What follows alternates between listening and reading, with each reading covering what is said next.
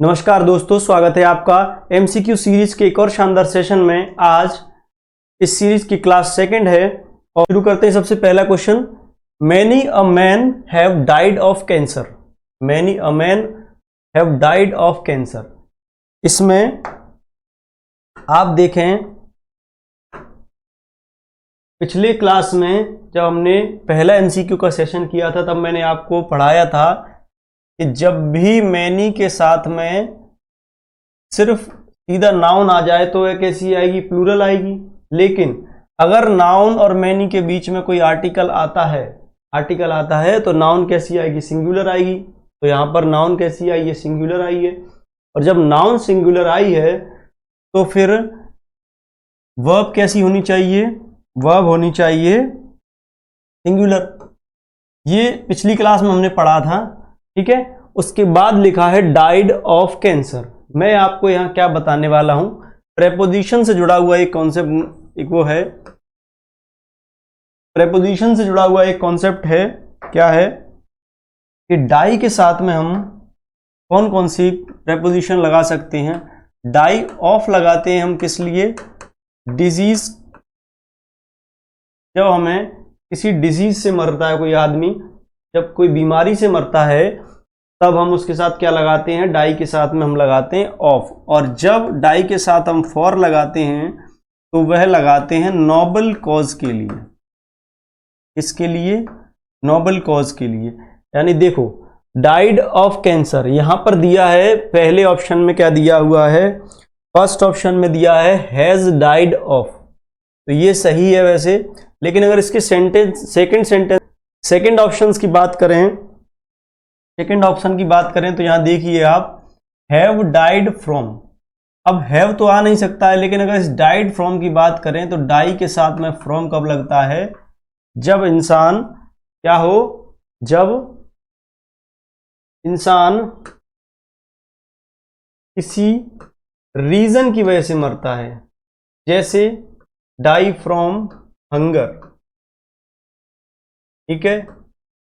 तो ऐसी कंडीशन में क्या आएगा, ऐसी कंडीशन में डाई के साथ में क्या आएगा, फ्रॉम आएगा कि वह भूखमरी से मर गया, ठीक है, इसी रीजन के साथ। लेकिन अगर डाई के साथ में हमें फॉर लगाना हो तो वह किस लिए आएगा, नोबल कॉज के लिए आएगा। नोबल कॉज क्या होता है, देखो डाई फॉर और डाई इन में सबसे मेजर डिफरेंस क्या है कि जब डाई के साथ हम इन लगाते हैं तो कब लगाते हैं, जब एक आपने फ्रेज सुना होगा, डाई इन हार्नेस, डाई इन हार्नेस या एक्सीडेंट। डाई इन हार्नेस का मतलब क्या होता है, यह एक फ्रेज है, इसका मतलब होता है कि अपने काम पर, ठीक है, जिस भी प्रोफेशन में व्यक्ति है, अपने काम को करते हुए उसकी मृत्यु हो जाए तो उसको बोलते हैं डाई इन हार्नेस, ठीक है, ठीक है। उसके साथ में डाई इन आएगा। लेकिन यहां क्या कर रहा है, डाई फॉर में क्या होता है, जब इंसान जैसे सैनिक है, वह अपने देश के लिए खुद मर मिटने के लिए तैयार है, वह खुद मरना चाहता है, ठीक है। तो उसके लिए क्या आएगा, तो उसके लिए क्या आना चाहिए, फॉर आना चाहिए, ठीक है। किसके लिए, नोबल कॉज के लिए। और जब वह बीमारी से मरता है, किसी डिजीज से मरता है, तो उसके लिए क्या आना चाहिए, तो फिर उसके लिए ऑफ आएगा, ठीक है। डाई के साथ में चारों प्रेपोजिशंस की जरूरत पड़ती है अलग अलग रीजंस के लिए, ठीक है। ये बात आप ध्यान रखें इससे।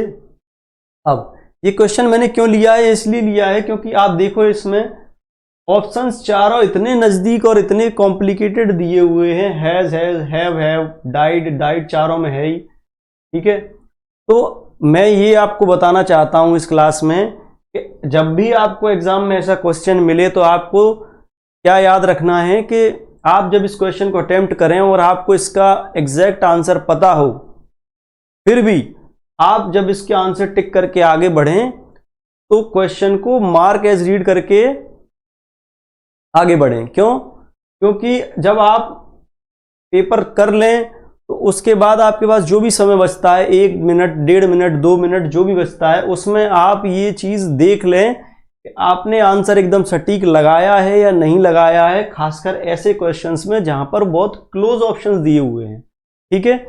ये माइंड मेकअप आपको पहले से अपने एग्जाम जाने से पहले दिमाग को एकदम समझाना होगा, बताना होगा कि जब भी मेरे साथ ऐसा क्वेश्चन आएगा, खासकर इंग्लिश में या किसी भी उसमें जिसमें बहुत क्लोज ऑप्शंस दिए हुए हैं, तो उस क्वेश्चन का सही आंसर करने के बाद भी आप उसको मार्क एज रीड करें। क्यों? क्योंकि आप लगाना चाह रहे थे ए, आपको पता है कि इसका आंसर ए सही है, यानी कि ए ऑप्शन में सही आपको दिखा, आपके दिमाग में था, लेकिन उसका जो सही आंसर था वो दिया था बी में, आप ए टिक करके आ गए।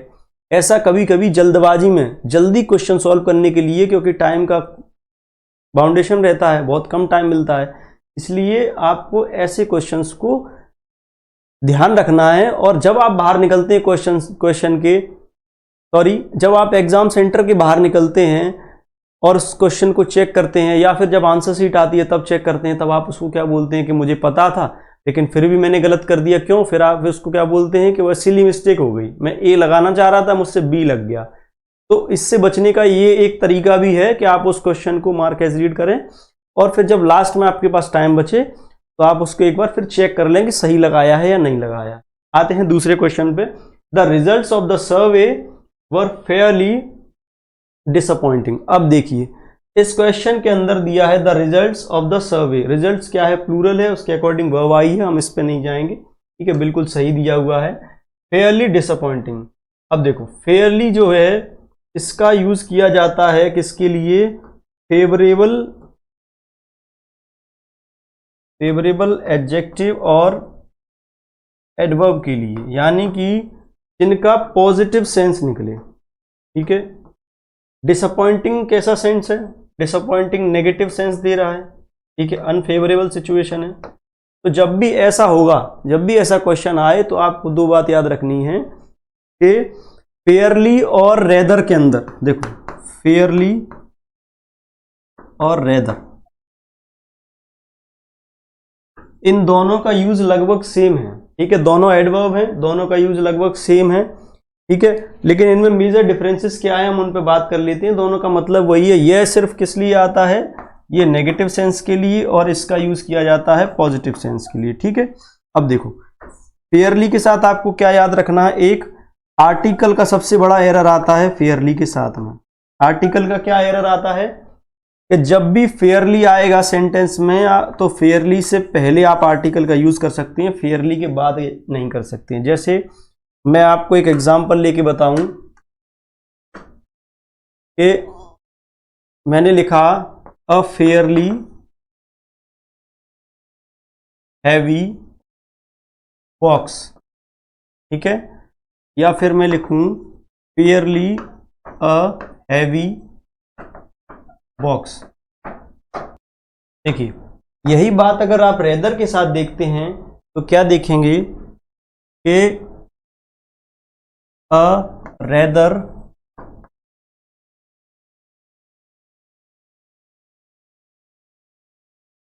हैवी टेबल, या फिर rather a bad condition.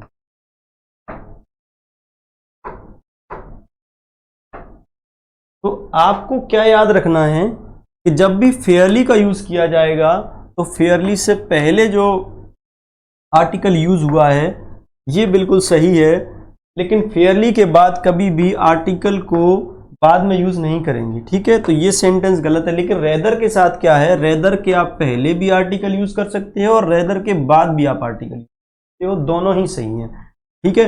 Rather थोड़ा वर्सेटाइल नेचर का होता है, जबकि ये इसको हम सिर्फ एडजेक्टिव के तौर पर, एडवर्ब के तौर पर मानते हैं, सिर्फ एडवर्ब के तौर पर। रेदर को हम कभी कभी एडवर्ब को इंटेंसिफाई करने के लिए या फिर क्वालिफायर के तौर पर काम कर ले सकते हैं, या फिर क्वालिफायर की जगह पर हम इसे यूज कर सकते हैं, ठीक है।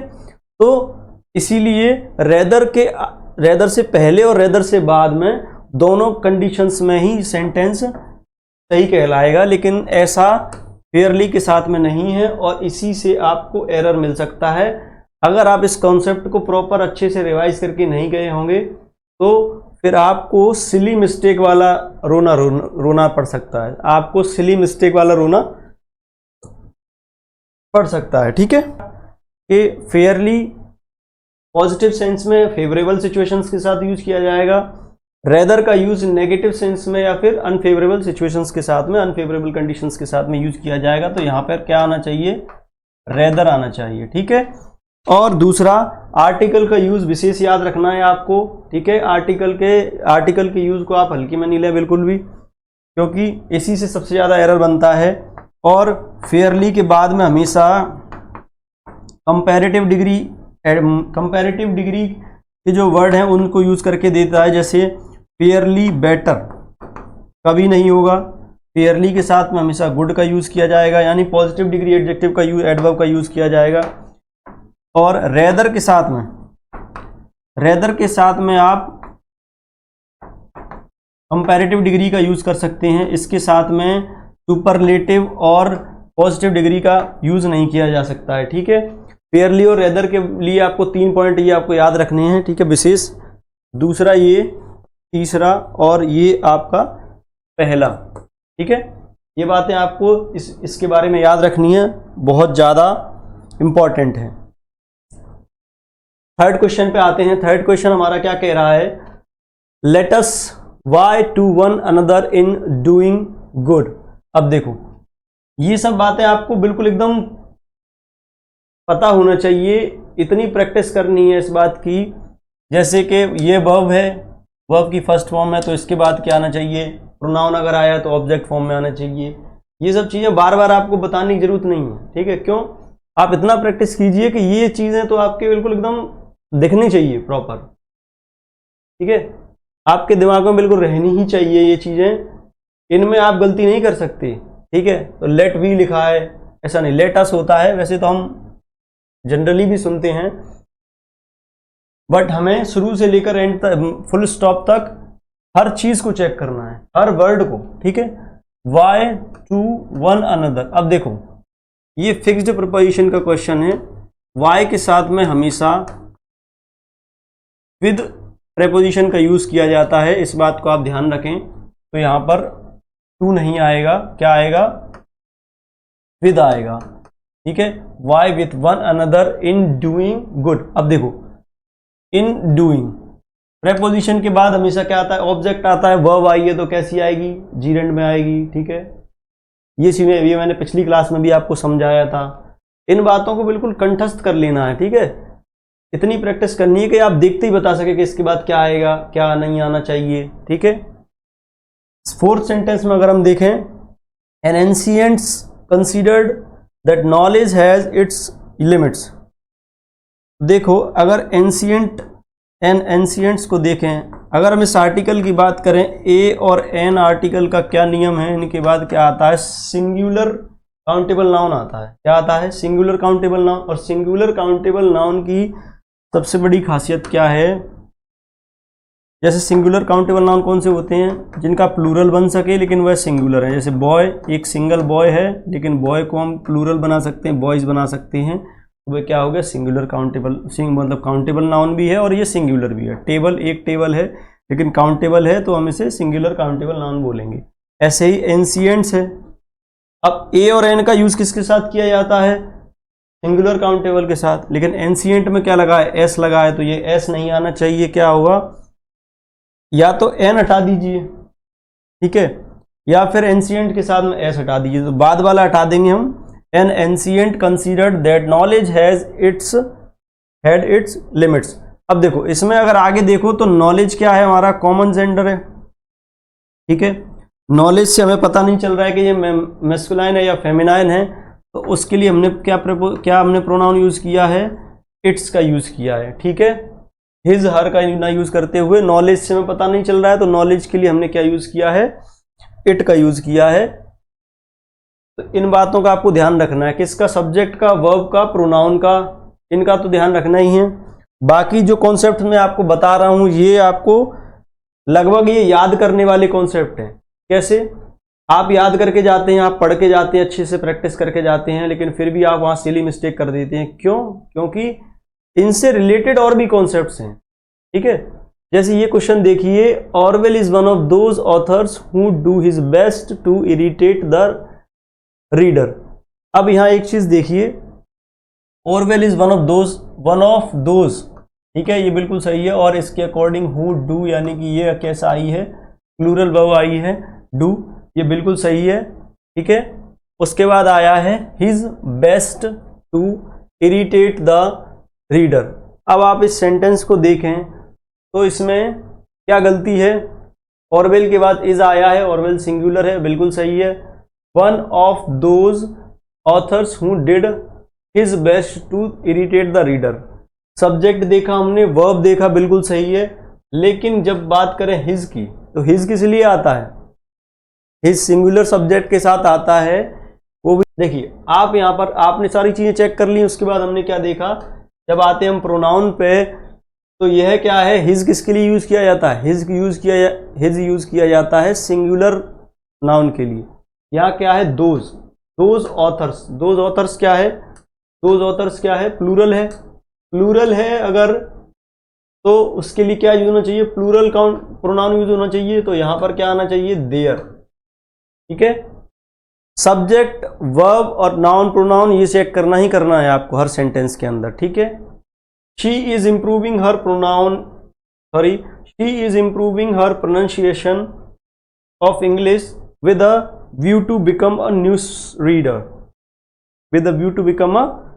News reader. अब देखो इसमें गलती हमें देखनी है किसमें, बिकम के अंदर। ठीक है, किसमें देखनी है, बिकम में क्या गलती है, तो आप यहां देखिए विद अ व्यू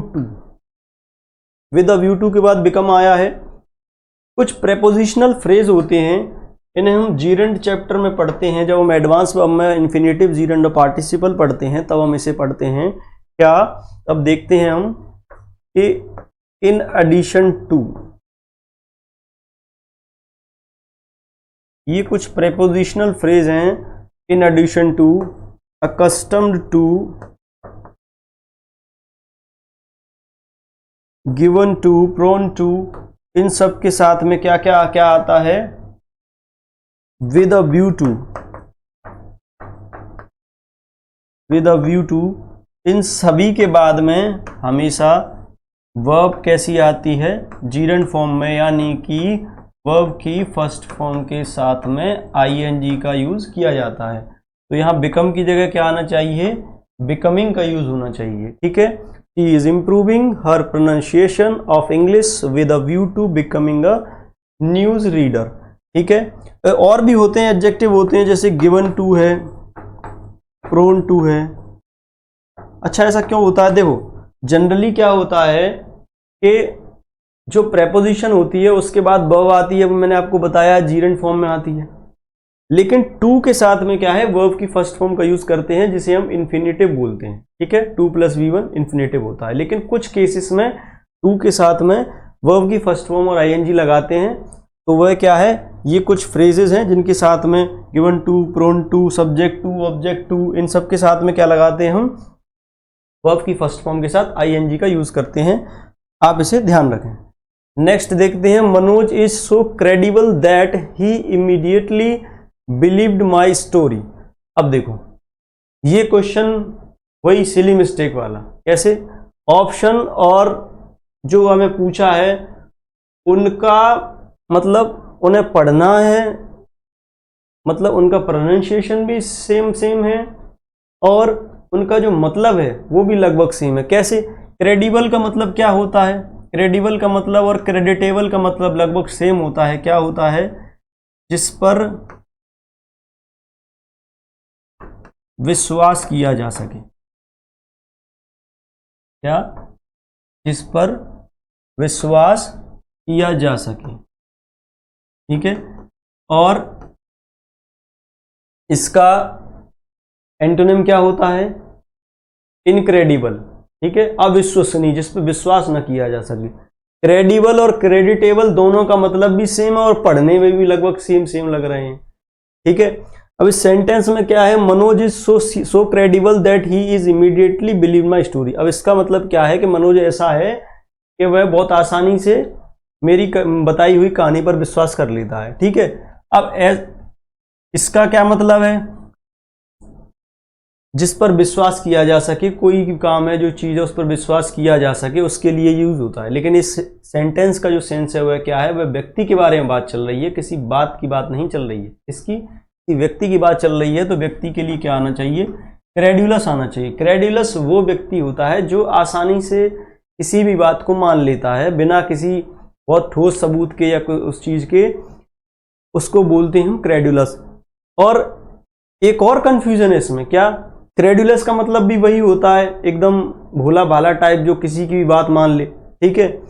लेकिन इनोसेंट को भी अगर कुछ बच्चे मानेंगे तो इनोसेंट भी लगा सकते हैं इसमें, क्योंकि इनोसेंट को भी लोग यही मानते हैं। लेकिन इनोसेंट का मतलब ये नहीं होता है। इनोसेंट का मतलब होता है जिस पर कोई ब्लेम ना लगा हो, समझ रहे हो, किसी भी ब्लेम से फ्री है वो व्यक्ति, ठीक है, उसको हम इनोसेंट बोलते हैं, ठीक है, उसको हम क्या बोलते हैं, इनोसेंट बोलते हैं।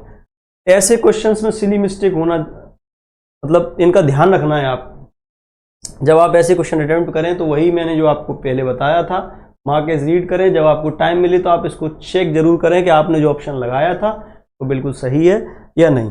8वां क्वेश्चन हम देखते हैं, 8th क्वेश्चन को देखते हैं। She has not been to the restaurant much late.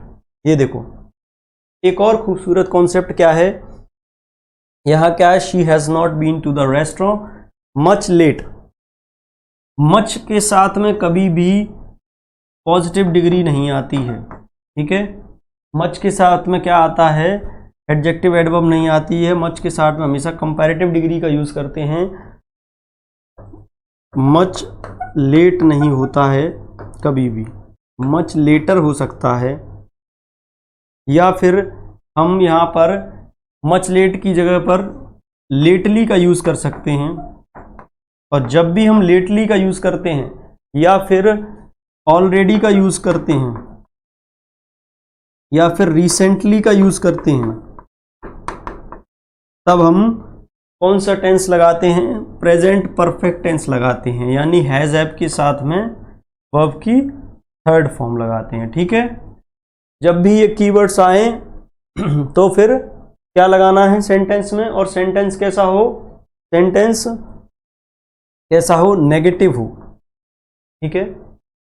He has not been to the restaurant lately। Lately का मतलब क्या होता है, देखो लेट अपने आप में एडवर्ब है, ठीक है। लेकिन लेटली को यूज कब करते हैं हम, जब हमें बिल्कुल एकदम नजदीक की बात करनी हो, जो बात अभी हुई है, रिसेंटली की बात करनी हो, उसके लिए हम क्या यूज करते हैं, लेटली का यूज करते हैं। मच के साथ में हम लेटर का अलग यूज करते हैं, क्योंकि मच के बाद कंपैरेटिव डिग्री एडजेक्टिव या एडवर्ब आती है। और अगर हमें लेट लिखना है तो वेरी लेट लिख सकते हैं, ठीक है।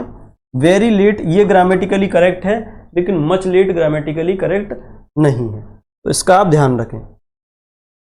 9th क्वेश्चन हम देखें, once you graduate get a job would be easier. अब देखो वंस यू ग्रेजुएट सब्जेक्ट, उसके बाद आया वर्ब आ गया, उसके बाद आया gate a job would be easier. अब इसमें देखो तो ये क्या है, सब्जेक्ट है और ये सेंटेंस का बाकी का पार्ट है, ठीक है। तो सब्जेक्ट के तौर पे अगर वर्ब आई है तो कैसी आती है, नाउन प्रोनाउन के जैसी, नाउन के जैसी आनी चाहिए। सब वर्ब को नाउन कैसे बनाते हैं, मैंने बताया था आपको कैसे बनाते हैं, वर्ब के साथ में आईएनजी लगाकर, ठीक है।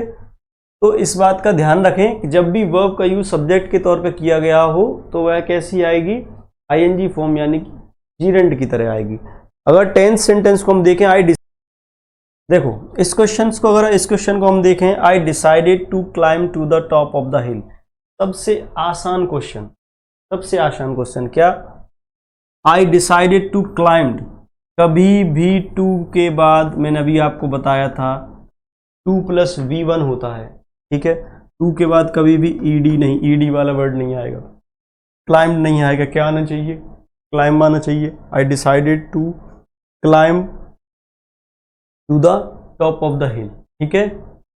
यहां पर ये इन्फिनेटिव की तरह यूज किया गया है, 2 + V1,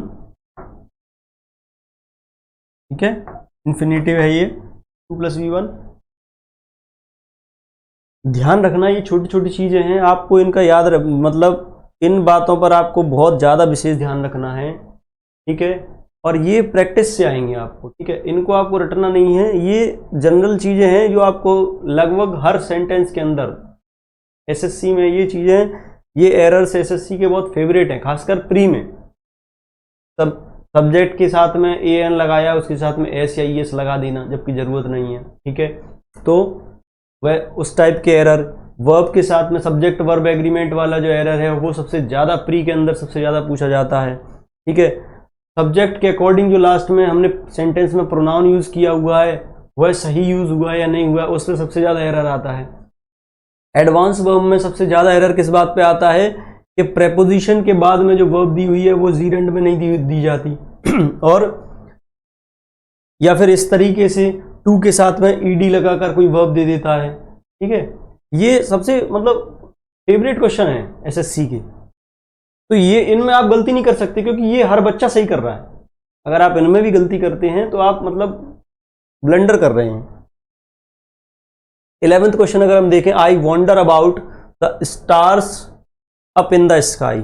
अब देखो एक और मजेदार क्वेश्चन, इस क्वेश्चन को भी आप देखो और इसको भी देखो, इसके ऑप्शंस को देखोगे आप तो इतने कंफ्यूजिंग ऑप्शंस हैं कि इतने नजदीक हैं, सब में वही लिखा है aggressively than, aggressively than, aggressively than, ठीक है।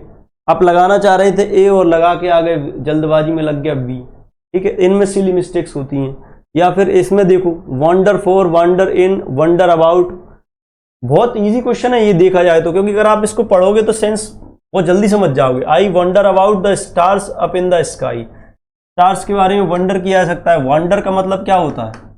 सिर्फ वंडर अगर देखा जाए, अगर हम सिर्फ वंडर की बात करें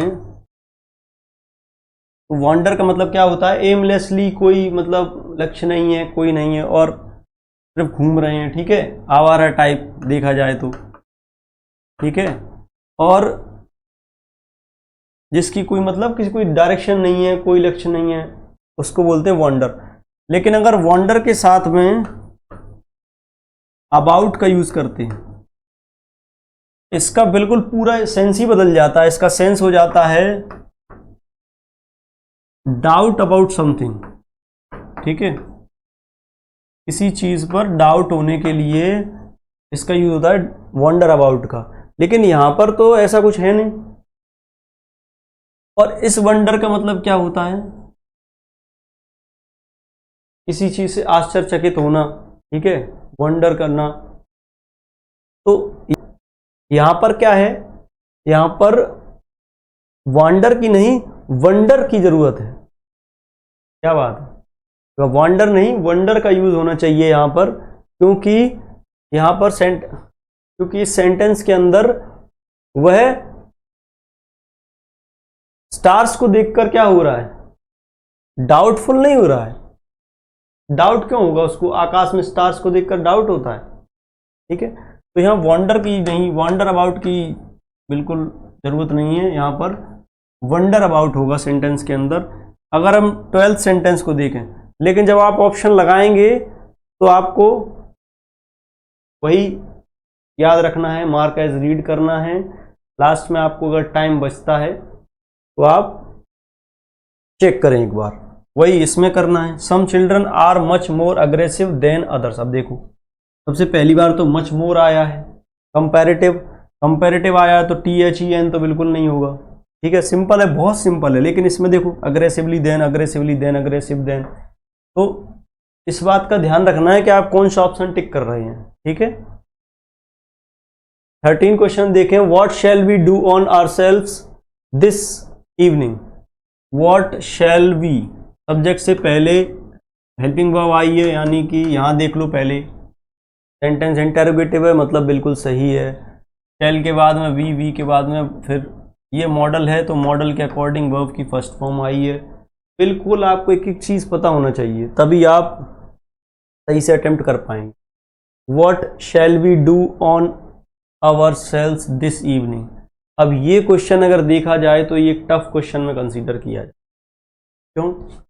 देखिए, देखो टफ क्वेश्चन कौन सा होता है, एसएससी टफ क्वेश्चन कैसे बनाता है, इस पे आपको अगर मैं बात करूं तो ऐसा नहीं है गणित की जगह मतलब कि कैलकुलेशन टफ बनानी है तो 15 का इंटू आप 60 की जगह 57 में करवा देंगे तो आपको करना पड़ेगा, या 23 का इंटू 59 में करवा देंगे तो आपको करना पड़ेगा, कैलकुलेटिव हो गया मामला। नहीं, इंग्लिश में ऐसा नहीं है।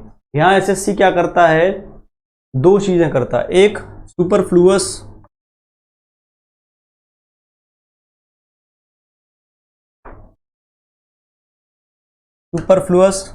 ठीक है, और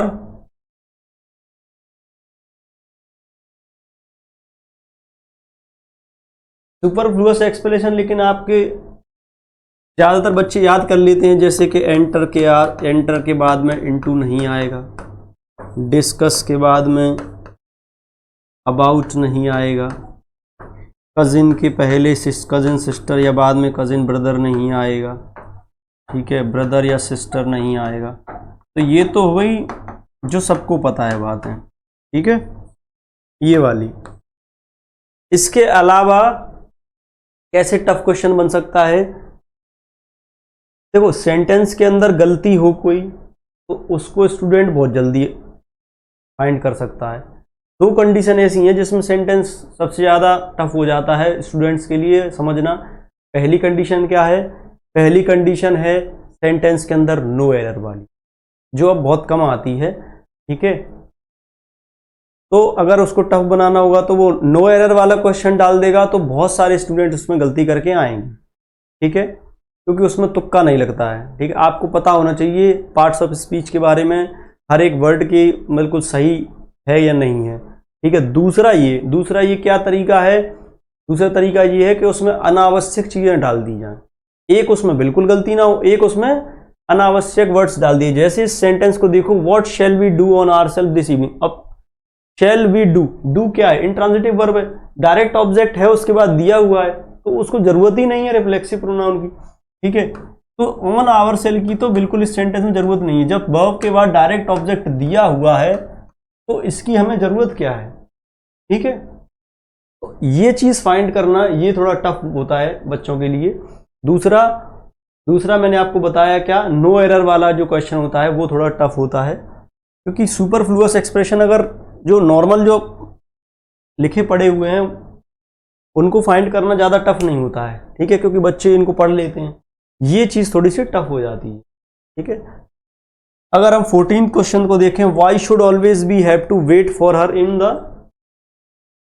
हर to join us, why should always we have. अब देखो इस सेंटेंस में देखो कितना अच्छा सेंटेंस है, why should always we, why के बाद शुड आया है, फिर सब्जेक्ट आया है, यानी सबसे पहले हमें कहाँ देखना है, सेंटेंस के लास्ट में, सेंटेंस इंटेरोगेटिव है, मतलब ये कहानी सही चल रही है, ठीक है।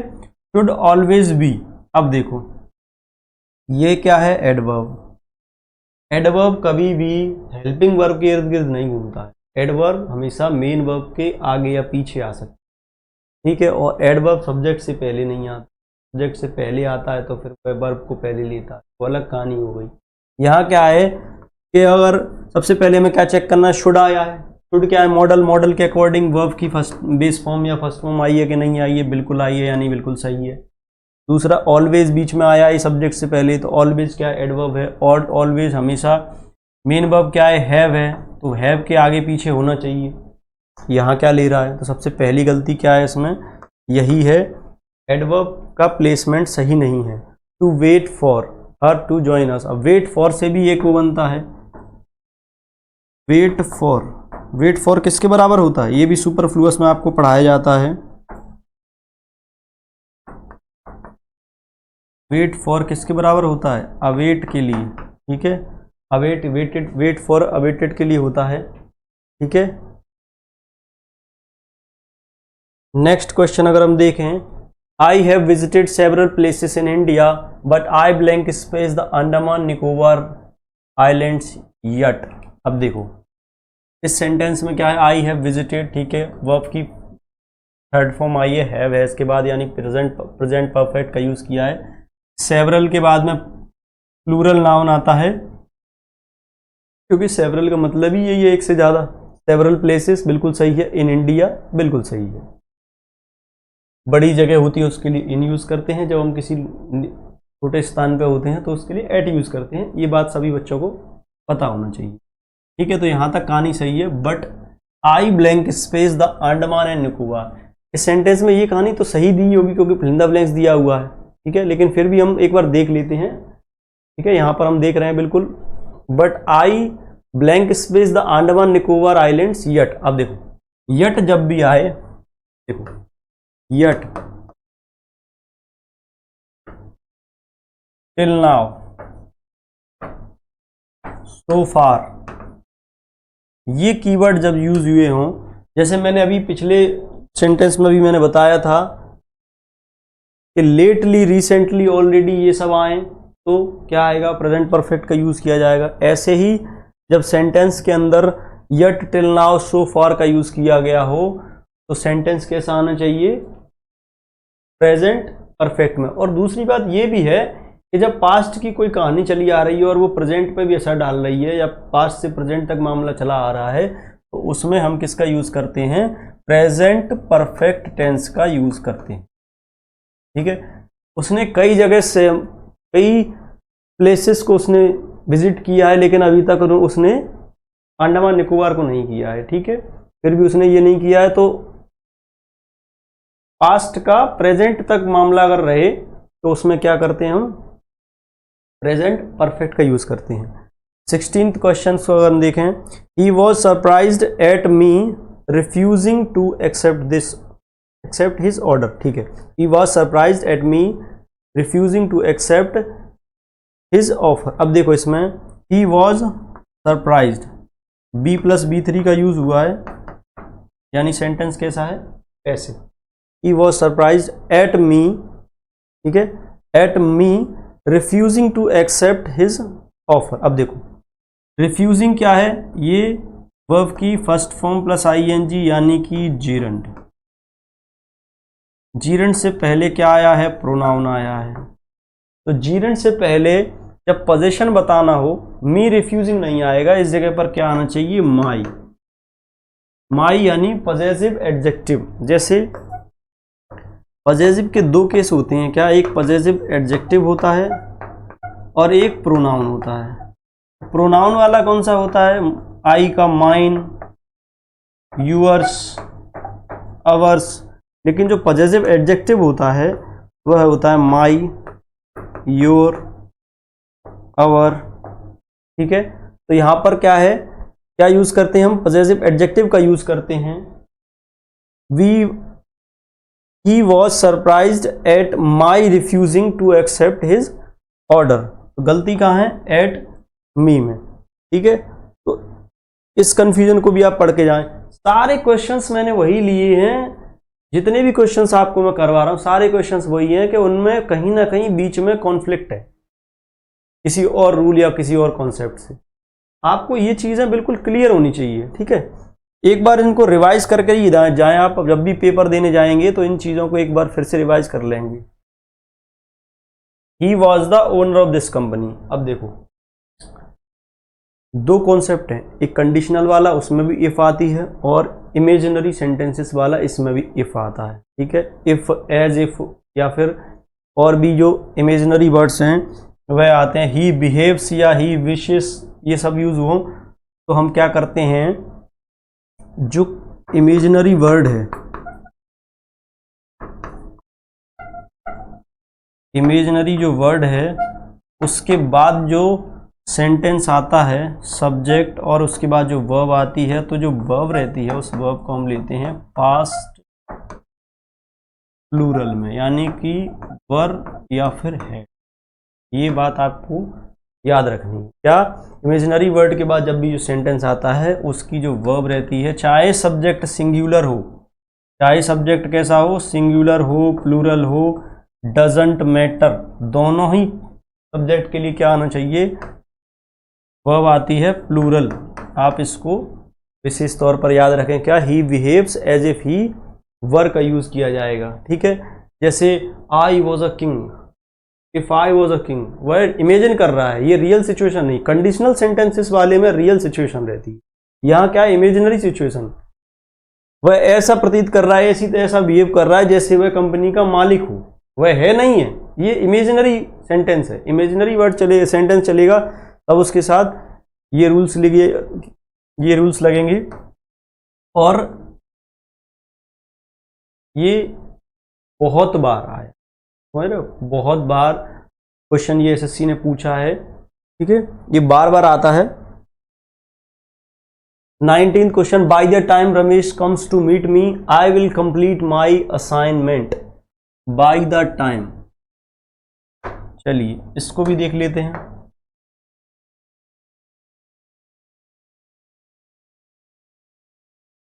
बाय द टाइम के बाद क्या कॉन्सेप्ट है, by the time Ramesh comes to meet me, यहां क्या आया है, सिंपल प्रेजेंट आया है, ठीक है,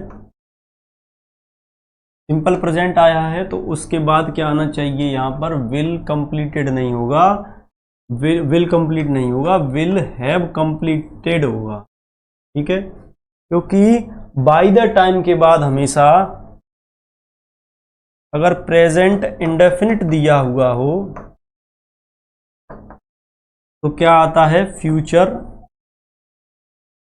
परफेक्ट, और जब बाय द टाइम के बाद पास्ट इंडेफिनिट दिया हो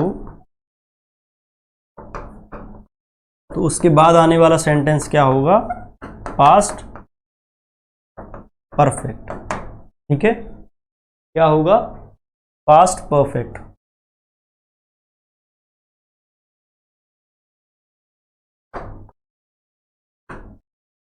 अब देखो बाय द टाइम वाले सेंटेंस में आपको एक बात और याद रखनी है कि बाय द टाइम वाले सेंटेंस में बाय द टाइम ही नहीं दिया हुआ, इस बाय द टाइम की जगह बाय द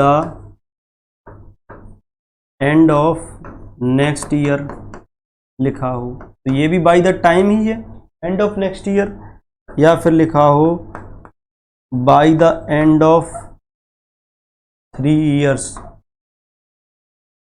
तो ये टाइम दिया हुआ है। जब भी ऐसा हो कि टाइम दिया हुआ हो सेंटेंस में, बाय द टाइम के बाद ये आपको याद रखना है, प्रेजेंट इंडेफिनिट के बाद फ्यूचर परफेक्ट और पास्ट इंडेफिनिट के बाद पास्ट परफेक्ट होना चाहिए, ठीक है। 20th sentence, I doubt whether she will pass the exam in the hall.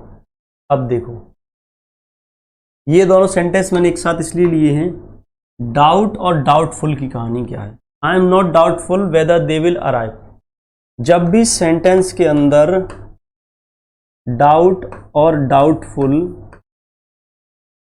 Generally positive sense में आए हों, यानी कि अनसर्टेनिटी यू जब बता रहे हों, जैसे वेदर क्या बताता है, वेदर शो करता है अनसर्टेनिटी, अनसर्टेनिटी यानी कि होगा या नहीं होगा। उस केस में हम क्या करते हैं, जब डाउट है या डाउटफुल हैं तो उस केस में हम वेदर का यूज करते हैं, ठीक है। और जब I am not doubtful, I am not doubtful यानी कि मैं श्योर हूं, तो जब अनसर्टेनिटी ना हो तो वेदर की जगह पर हम हमेशा दैट का यूज करते हैं। अब इसको याद कैसे रखना है, आपको याद ऐसे रखना है कि जब नॉट डाउट या नॉट डाउटफुल दिया हुआ हो, यानी कि जब नेगेटिव दिया हुआ हो तो उसके साथ में दैट का यूज आप करेंगे। इसका यूज करेंगे, दैट का यूज करेंगे। अनसर्टेनिटी दी हो तो वेदर का यूज करेंगे। अगर अनसर्टेनिटी नहीं है, ठीक है, एक स्टेटमेंट डायरेक्ट कहा जा रहा है that I am sure that they will arrive, इसमें कोई भी कॉन्फ्लिक्ट नहीं है, कोई अनसर्टेनिटी नहीं है, तो फिर उसके साथ में हम क्या यूज करेंगे, दैट का यूज करेंगे। और अगर अनसर्टेनिटी है कि वह काम होगा नहीं होगा तो उसके साथ में हम वेदर का यूज करेंगे, डाउट और डाउटफुल की कंडीशन में, ठीक है। एज इट इज सेंटेंस आता है, एज इट इज एग्जाम में आपके क्वेश्चन मिलेगा और आपको एकदम देखते ही पता होना चाहिए। इससे क्या होता है, आपका टाइम बच जाता है, ठीक है। चीज़ों को आपने रिवाइज कर रखा है, मैंने सारे इसमें वही कॉन्सेप्ट लिए हुए हैं, आपने 1 से 21 तक क्वेश्चन आ गए हैं, मैंने सारे क्वेश्चंस वही लिए हैं, वही कॉन्सेप्ट लिए हैं, जो कहीं ना कहीं आप चैप्टर पढ़ते हैं तो वो मिस हो जाते हैं, स्किप हो जाते हैं, या आपके दिमाग में नहीं रहते, या कंफ्यूजन हो जाता है। जैसे इसमें ही आप पढ़ के गए हों कि या तो आप सेंस निकाल लें सेंटेंस का कि अनसर्टेनिटी है या नहीं है, तब तो आप सही कर लेंगे। लेकिन अगर आप रूल्स पढ़ के जा रहे हैं या कॉन्सेप्ट को पढ़ के जा रहे हैं, याद करके जा रहे हैं, तब आपको अच्छे से ये बात याद रखनी है कि किसके साथ में क्या यूज होगा। जब सिर्फ डाउट और डाउटफुल का यूज हो तो क्या यूज होगा, नॉट डाउट या नॉट डाउटफुल का यूज हो तो क्या यूज होगा। और दो कंडीशन ये भी याद रखनी है कि अनसर्टेनिटी है तो वेदर का यूज नहीं होगा, और अगर अनसर्टेनिटी नहीं है तो दैट का यूज होगा। ठीक है, अब थोड़ा सा हम देख लेते हैं आज हमने क्या पढ़ा है। सबसे पहले हमने फिक्स्ड प्रपोजिशन को आपको पढ़ के ही जाना है। ठीक है, फिक्स्ड प्रपोजिशन को आपको पढ़ना है। तो डाइड के साथ में हमने देखा कि कौन कौन सी वर्ब्स यूज होती हैं, और ये कॉन्सेप्ट तो हमने पिछली क्लास में भी देखा था कि मैनी के बाद सिंगुलर नाउन आती है और उसके बाद में सिंगुलर वर्ब यूज होती है, और मैनी के बाद अगर डायरेक्ट नाउन आती है तो वो प्लूरल आती है।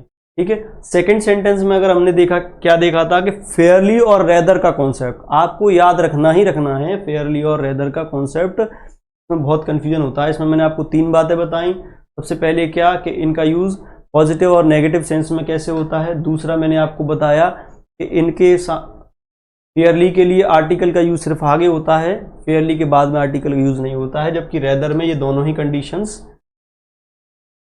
करेक्ट होती हैं। तीसरी बात मैंने क्या बताई आपको, फेयरली के साथ में हमेशा पॉजिटिव डिग्री एडजेक्टिव या एडवर्ब का यूज किया जाएगा, और रेदर के साथ में कंपैरेटिव का यूज किया जाता है। कभी भी ना पॉजिटिव ना सुपरलेटिव किसी का यूज नहीं किया जाएगा, सुपरलेटिव पॉजिटिव किसी का भी नहीं किया जाता, सिर्फ कंपैरेटिव डिग्री। ये आपको याद रखना है। थोड़ा अलग सा वर्ड है, व्यू विथ ही आता है, ये भी फिक्स्ड प्रीपोजिशन का ही सेंटेंस है। इसमें आपको मैंने क्या बताया, सिंगुलर, ये प्री के लेवल का, ये प्री में आप ये मान लेना कि ऐसे क्वेश्चंस बहुत बनते हैं, बहुत सारे सेट रहते हैं। ठीक है, उनमें ऐसे क्वेश्चन जरूर डाल दिए जाते हैं जिनमें आपका ध्यान ना जा पाए, तो आप क्वेश्चन को नो एरर मार्क कर दें या गलत कर दें। ठीक है, तो ये भी एक सिली मिस्टेक का कारण हो सकता है। और आपको प्रोनाउन जरूर चेक करना है कि सही है या नहीं है। फिफ्थ सेंटेंस में हमने क्या है, यही प्रोनाउन वाला माजरा कि अगर ये प्लूरल दिया हुआ है तो यहाँ भी प्लूरल आना चाहिए था, सिंगुलर दिया हुआ है। सिक्स्थ सेंटेंस में हमने क्या देखा कि वैसे तो जनरली टू के साथ में V1 का यूज होता है, 2 + V1 इन्फिनेटिव होता है, लेकिन कुछ ऐसे प्रेपोजिशनल फ्रेजेस हैं जिनके साथ में हम जीरेंट का यूज करते हैं, और कुछ ऐसे एडजेक्टिव्स हैं जिनके साथ में हम जैसे given to, prone to, subjected to, objected to.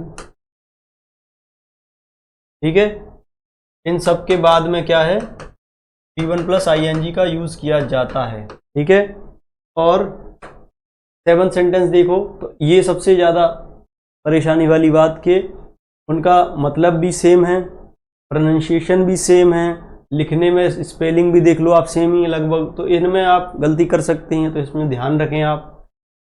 दूसरा, लेटली, हमने लेट के साथ में क्या क्या ऑप्शंस हो सकते हैं, क्या क्या पार्ट्स ऑफ स्पीच में इसको कैसे करेक्ट कर सकते हैं वह देखा। लेट अपने आप में खुद एडवर्ब है, इसके साथ में अपन वेरी लगा सकते हैं इसको इंटेंसीफाई करने के लिए, और इंटेंसीफाई करने के लिए हम वेरी लगा सकते हैं, लेकिन मच नहीं लगा सकते। मच अपने बात क्या लेता है, कंपैरेटिव डिग्री लेता है। और एक और बात, रिसेंटली, ऑलरेडी, लेटली, इन सब ये सब कीवर्ड दिए हों तो इसमें एक बात और याद रखनी है कि सेंटेंस में टेंस कौन सा आएगा, प्रेजेंट परफेक्ट टेंस आएगा।